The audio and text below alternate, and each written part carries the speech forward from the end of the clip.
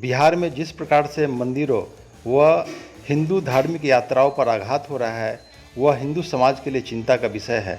यह बातें विश्व हिंदू परिषद के राष्ट्रीय प्रवक्ता विनोद बंसल ने एक प्रेस वार्ता के दौरान कही। आगे उन्होंने क्या कहा आपको ज़रूर सुनना चाहिए। बिहार में लगातार जो इस्लामिक जिहादियों की गतिविधियां हैं और हिंदुओं पर हमले,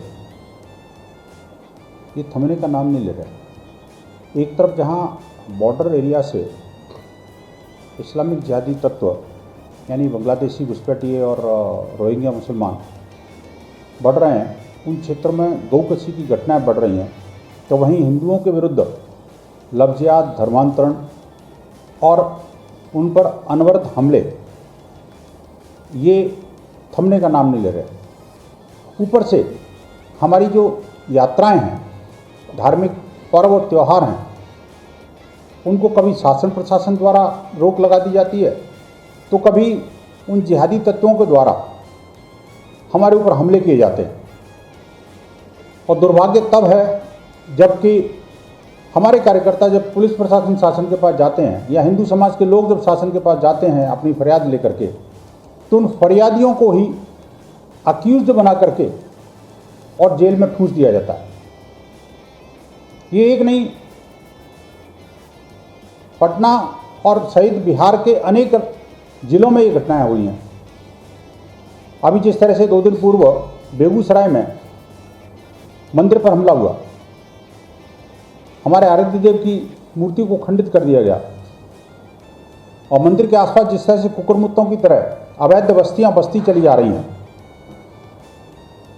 और अवैध तरीके से मदरसे और मस्जिदें और उनसे अवैध गतिविधियां जो चल रही हैं, ये वास्तव में बड़ी चिंतनीय बात है।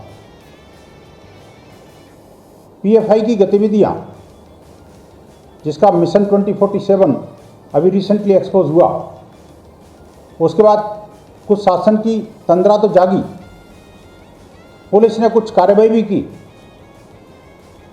लेकिन लगातार उन जिहादी तत्वों पर कोई अंकुश लग गया ऐसा प्रतीत नहीं होता।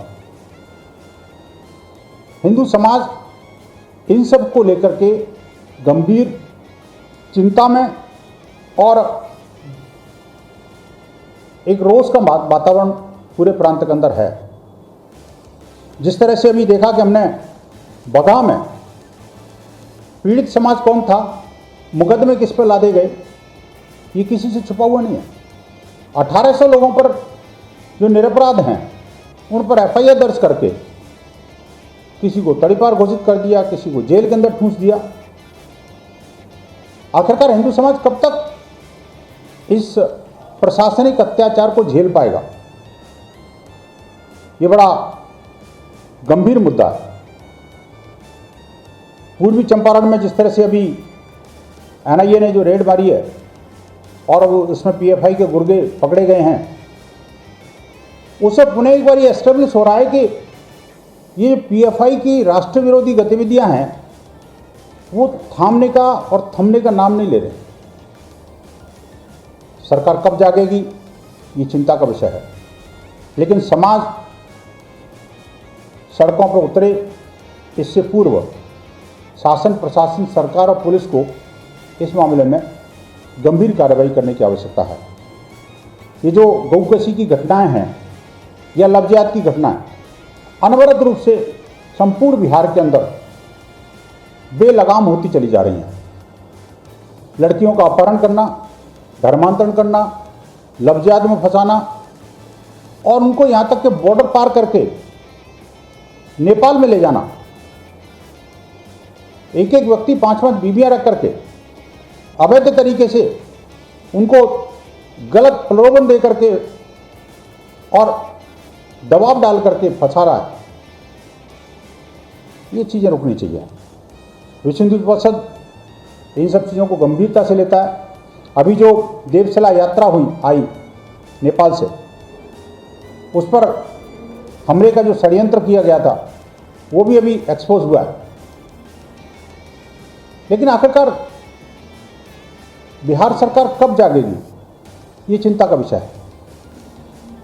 बिहार की जो स्थिति है वो किसी से छुपी हुई नहीं है। आए दिन बम विस्फोट होते हैं और स्थानीय शासन प्रशासन अपना पल्ला इस बात को कह के झाड़ देता है कि वो तो कोई सामान्य पटाखों में विस्फोट हुआ था, जबकि उन तथाकथित पटाखों के कारण अनेक लोग अभी तक मारे जा चुके हैं। सरकार को इन सब चीज़ों को गंभीरता से लेना चाहिए और बिहार जो वास्तव में एक समय पर अपनी सांस्कृतिक और आध्यात्मिक और ज्ञान के मामले में विश्व में सर्वोत्तम स्थान रखता था, एक बिहार जिसने मुझे लगता है कि देश को सर्वाधिक आईएएस दिए, इंटेलेक्चुअल्स का एक बहुत बड़ा जो एक उत्पादक स्थल है,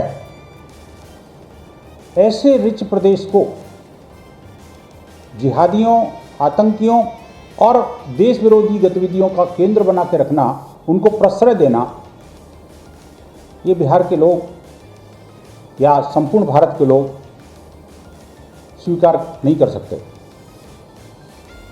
सरकार को जागना पड़ेगा। विश्व हिंदू परिषद मांग करती है कि सरकार इस बारे में गंभीर होकर के कार्रवाई करे और हिंदू समाज को भी अपनी धार्मिक यात्राएं निकालने का, अपने उत्सव मनाने का, अपने मंदिरों में जाकर के अपनी आराध्य देव की पूजा करने का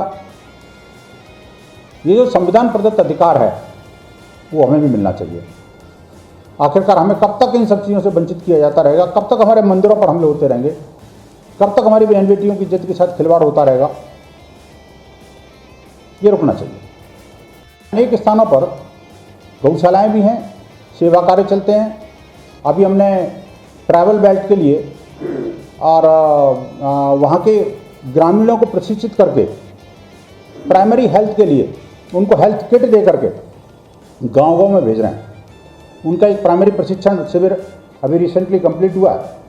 हम गांव-गांव जाकर के जहां पर सरकार नहीं पहुंची है वहां पर विश्व हिंदू परिषद के कार्यकर्ता जाकर के वो वहां की स्थानीय बहनों को हमने ट्रेंड किया है, उनको प्राइमरी हेल्थ चेकअप के लिए किट्स दिए हैं और वो जाकर के उन रिमोट विलेजेस में जाकर के उनका स्वास्थ्य परीक्षण भी करेंगी, उनको दवाई के लिए डॉक्टरों को रिकमेंड करेंगी।